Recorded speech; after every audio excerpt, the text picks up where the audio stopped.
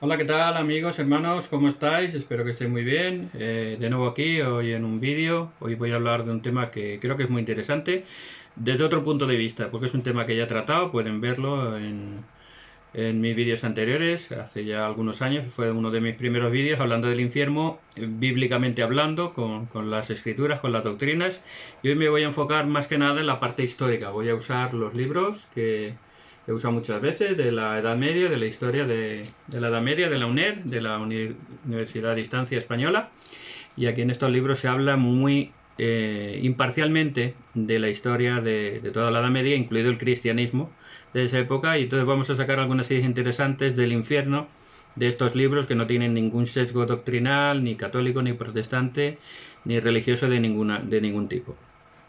Vamos a hablar hoy de si existe realmente el infierno clásico, el infierno que nos pintan la mayoría de las religiones cristianas, ese lago de fuego y azufre que nunca se acaba, que es un dolor inmenso, eterno, constante, tanto en el cuerpo que ardiendo constantemente por los siglos de los siglos, como en la mente y en el corazón, sufrimiento completo y eterno.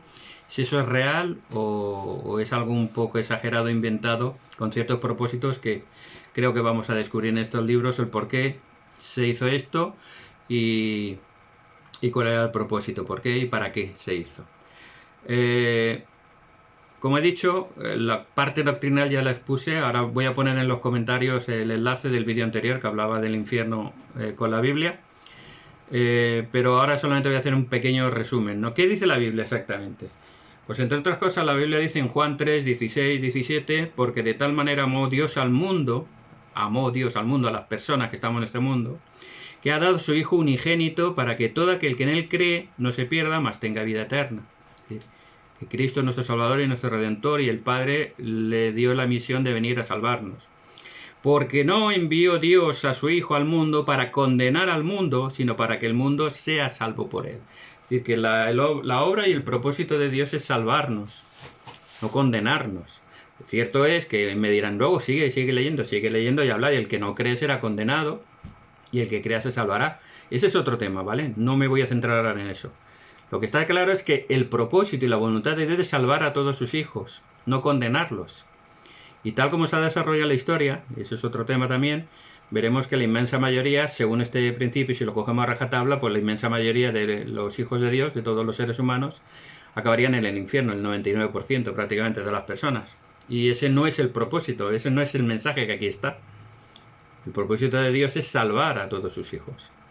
Otra cosa es que se salven completamente o que tengan ciertas condiciones y ciertas circunstancias que ya lo hemos visto también en el plan de salvación, la preexistencia, la vida mortal y los diferentes grados de gloria. Lo que está claro para nosotros como santos de los últimos días es que Dios es un Dios de amor. Es un Dios que nos ama más que un padre. O sea, piensen ustedes como padres, como madres que son, si son jóvenes como hijos, el amor que tienen o sienten por sus padres o sus madres. Un padre, una madre amoroso permitiría, por malo que fuera su hijo o su hija, el sufrimiento eterno, completo y total de esa persona. Es que ni siquiera las leyes humanas son tan crueles. Ni siquiera un asesino o el peor de los delincuentes de este mundo se le condena a estar, no sé, en un potro de tortura 24 horas al día, 7 días por semana. Entonces, ¿ustedes piensan que un Dios amoroso, perfecto, infinito en misericordia, en bondad y gracia, va a mandar al 99%, por decirlo alguna cifra, a ese fuego eterno de dolor físico y espiritual, emocional y mental? ¿En qué cabeza puede caber eso? Nosotros, por supuesto, creemos que hay salvación y que hay condenación, pero pensamos que la salvación es obtener todos los principios y todo el poder y la autoridad y la naturaleza divina para poder morar en la presencia de Dios, vivir en su presencia. Y aquellos que no consigan volver a la presencia del Señor, que consigan un grado de gloria inferior, terrestre o celestial, pues lógicamente es una condenación y es un sufrimiento y un remordimiento. Creemos que ese es el infierno del que se habla, eterno. Ese estado de remordimiento, de no haber podido conseguir tu potencial eterno, de no volver con tu Padre, de quedarte en un estado muy glorioso, muy hermoso, pero inferior al grado superior de gloria que es estar en la presencia de Dios. Por lo tanto, hay una salvación, hay una condenación, Hay unas condiciones, hay un Salvador, hay unas condiciones, hay unas leyes, hay unas ordenanzas que cumplir, pero de ahí a que solo o cielo o infierno, y en el cielo solo los justos y en el infierno todos los demás sufriendo para siempre, hay muchísima diferencia. Hay una gran diferencia y lo vamos a ver. Otros, incluso que no creen tampoco en el infierno clásico como nosotros, sí que creen en lo que llaman la aniquilación, es decir, no creen que tengamos un espíritu que sobrevive a la muerte, por lo tanto cuando uno muere se queda como dormido y directamente pues duerme para siempre. Y los que estén vivos cuando venga Cristo pues serán aniquilados, fusilados, eliminados, caerán fuego del cielo, vendrá Cristo con un arco disparando fuego y matando a todos los malvados, es decir que cuando venga Cristo, de los 8.000 millones de personas que vivimos en este mundo, pues 9.000 o 7.900 millones, por decir algo, van a ser completamente aniquilados. Eso es un Dios de amor, ¿vale? Te cambian el infierno de fuego por la destrucción, la aniquilación, el ser fulminados, pero al fin y al cabo eso es más piadoso que el infierno eterno, pero sigue siendo algo cruel y terrible, ¿no? Pero bueno. Vamos a hablar de lo que es el infierno. El infierno que podemos encontrar en la Biblia, básicamente la mejor ilustración está en la parábola del rico y Lázaro, que la podemos encontrar en, creo que es Lucas 16, si no recuerdo mal, en la cual había un pobre Lázaro, que era buena gente, y un rico que era insensato y no se preocupaba por nadie, y cuando mueren ambos, uno va al seno de Abraham, a la paz de Dios, y el otro va a un lago de fuego, que es donde está ardiendo y donde se quema en una llama. Todo esto es altamente simbólico. Es tan simbólico que el rico le pide a Abraham que deje ir a Lázaro que moje su dedito en una gotita de agua y se lo ponga en la lengua para calmar su ardor. Esto totalmente simbólico, porque si uno estuviera en una llama, una gotita de agua no te haría absolutamente nada. Pero es el simbolismo que representa la conciencia, el dolor, el remordimiento, mientras que para los justos lo que representa la paz, el consuelo y el amor de nuestro Padre Celestial a través de aquí de la presencia de Abraham, el padre de todas las naciones, ¿no? Entonces vemos que cuando uno muere, el espíritu que es eterno va a un lugar que puede ser el seno de Abraham o paraíso, que también se le llama, o puede ser un lugar de remordimiento o de fuego, que también se le llama infierno. Entonces, esto es lo que pasa. El cuerpo nuestro al morir queda en la tumba y el espíritu que es eterno va a ese lugar. Nosotros llamamos el mundo de los espíritus, que está dividido en paraíso y en infierno. Prisión espiritual o el seno de Abraham, que también se le llama de diferentes maneras. ¿Y cómo sabemos que esto es así? Pues también lo sabemos a través de la vida de Jesús.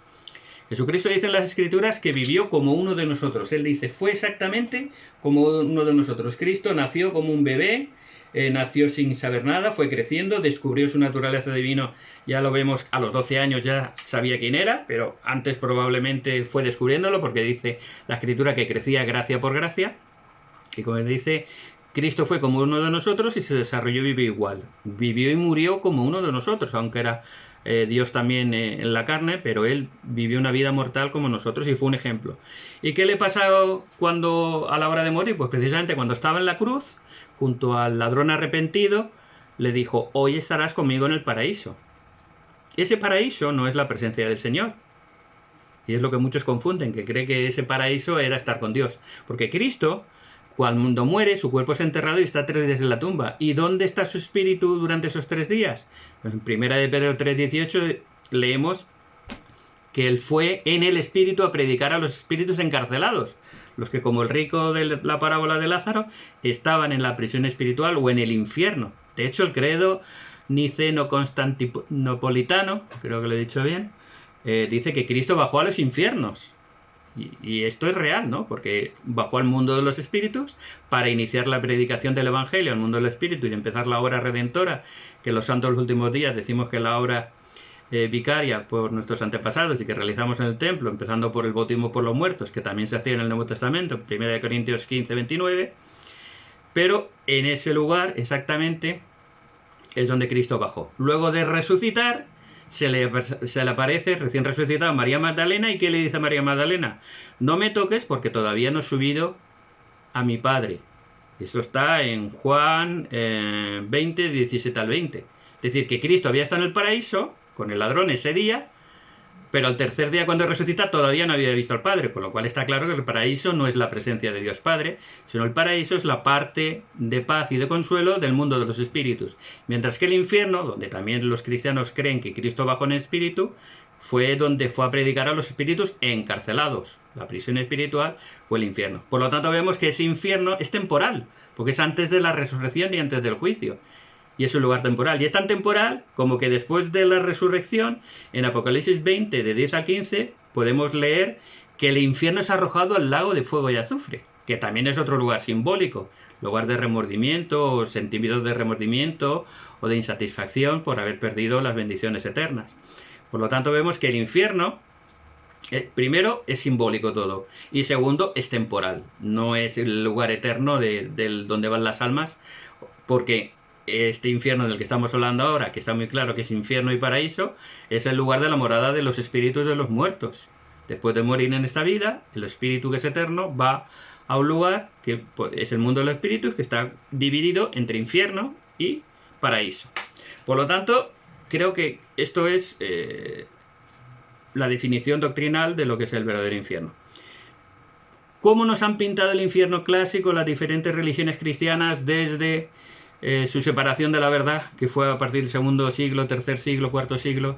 Se fueron desviando de la verdad cuando dejaron de recibir revelación, cuando cesaron de haber apóstoles y profetas entre ellos, y el imperio romano luego toma el poder de la iglesia y empieza a nombrar y desnombrar, a colocar lo que ya les he dicho en múltiples ocasiones, como ya se mezcla el sincretismo entre las religiones paganas y el cristianismo, y el poder absoluto de los gobiernos controla la iglesia, por lo tanto deja de ser la iglesia de Cristo para ser la iglesia de los políticos, ¿no? Pero bueno.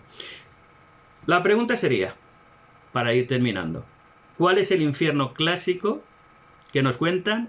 ¿Por qué y para qué se transformó esa doctrina, o se cambió esa doctrina, o se exageró esa doctrina, vamos a decirlo de cualquier manera? ¿Por qué y para qué? Yo creo, y lo vamos a ver ahora precisamente en estos libros, que vuelvo a repetir, no son mis palabras, son bastante independientes, no son sesgados por ninguna religión, ni por católicos ni protestantes, ni por ninguna influencia religiosa, y vamos a ver el por qué. Básicamente va a ser, primero, porque se perdió la verdad por la ignorancia de los propios directores o líderes religiosos, y segundo, porque les interesaba mucho, tanto a los reyes gobernantes como a los propios líderes religiosos, controlar y manipular por el miedo y el terror la mente del pueblo, la mente de los creyentes, para que fueran sumisos y obedientes a todas sus órdenes. Y lo vamos a leer. Vamos a leer primero en el libro número 1. Esta es la Edad Media, la Alta Edad Media, y el segundo tomo es la Baja Edad Media, ¿vale? Los últimos siglos de la Edad Media. La página 255 podemos leer: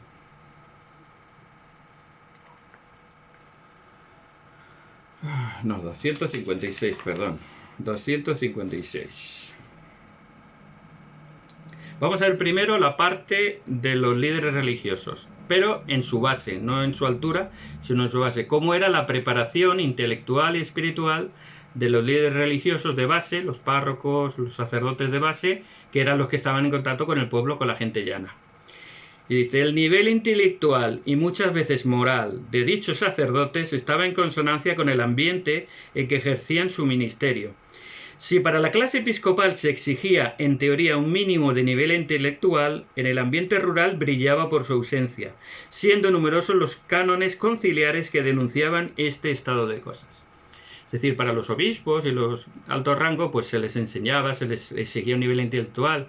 Habían entonces la enseñanza del trivium y el quadrivium, que era la enseñanza básica que se daba en la Edad Media, de retórica, gramática, el trivium, y luego ya de música, astronomía y matemáticas, el quadrivium. Y esa era la preparación mínima que había, pues eso, para poder saber escribir y sacar cuentas, básicamente, ¿no? Pero ni siquiera para los sacerdotes de base se les exigía, porque no les interesaba. O sea que los propios sacerdotes no se les exigía ni se les preparaba para que tuvieran un mínimo de preparación intelectual para poder enseñar a la gente algo. Si ellos no estaban preparados, les daba igual. Es decir, que la clase superior religiosa les daba exactamente igual que sus sacerdotes fueran unos ignorantes, porque así probablemente se manipulaba mejor tanto a los sacerdotes como a la plebe, a la masa. Vamos a ver en el segundo tomo, la página 219, que era la tónica general de la Edad Media.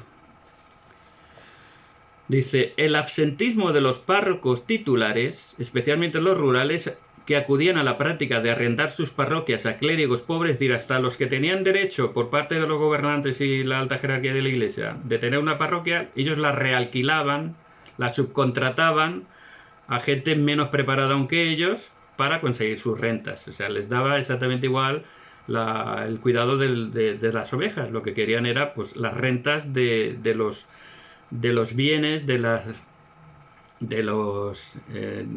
las tierras que manejaba esa parroquia, ¿no? Por eso los párrocos titulares se alejaban de allí, la realquilaban y vivían de la renta de eso, ¿no?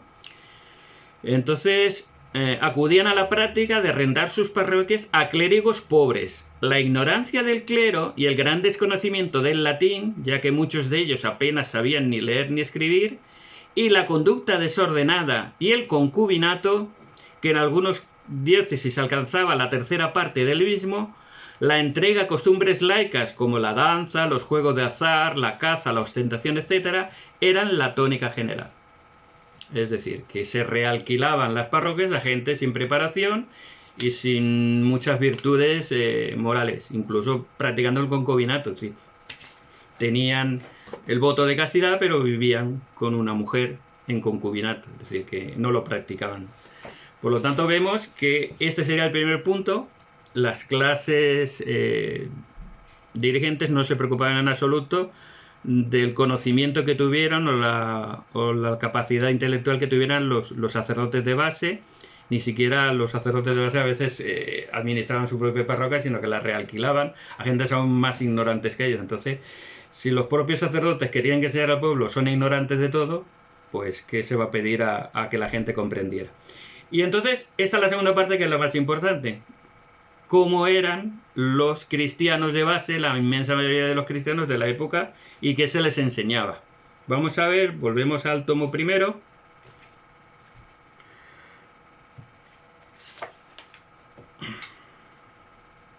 Aquí está hablando de las fidelidades, sobre todo de Carlomagno, la época de Carlomagno, el imperio carolingio, donde el emperador designaba pues duques, marqueses, varones y les hacía juramento de fidelidad.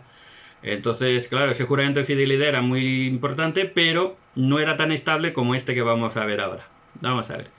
Dice: los monarcas francos, especialmente Carlomagno, buscaron siempre el apoyo de los obispos, ya que la Iglesia con su organización se extendía hasta los últimos rincones del imperio, y a través de ella podían llegar las ideas y el pensamiento del monarca hasta el último de sus súbditos. La acción de la Iglesia, que se ejercía a través de los obispos y sus sacerdotes, podía ser mucho más eficaz que cualquier vínculo de unión, juramento de fidelidad o inspección llevada a cabo por los missi dominici, que eran los representantes del rey, pues su discurso actuaba sobre la conciencia de las personas y su desobediencia tenía trascendencia en la otra vida. En una sociedad analfabeta, en la que la cultura se transmitía de forma oral, el sermón del sacerdote rural, impregnado de un fuerte contenido ideológico, calaba hondo en la mente del campesino más rudo y hacía de él un súbdito fiel y sumiso, aunque solo fuera por el miedo al infierno. ¿Se dan cuenta? La fidelidad no solo se conseguía con los privilegios, que era más voluble y más inestable, sino que a través de la creencia y de impregnar el miedo a los súbditos, a toda la gente, que claro, les amenazaban no solo con perder su vida en esta tierra o sus posesiones si se rebelaban, sino con perder la vida eterna, ir al infierno de fuego, donde iban a arder para siempre, para siempre, para siempre.